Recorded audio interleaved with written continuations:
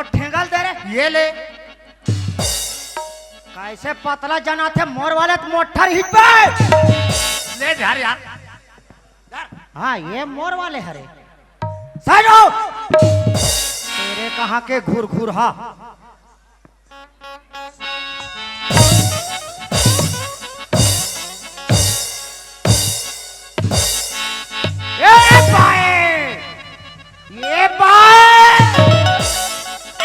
ये क्या हो गया तोला तीर तखारा दिखत होई ए डहक करियम जाते नहीं तो ये डहक के करियम जाते काय का खसगा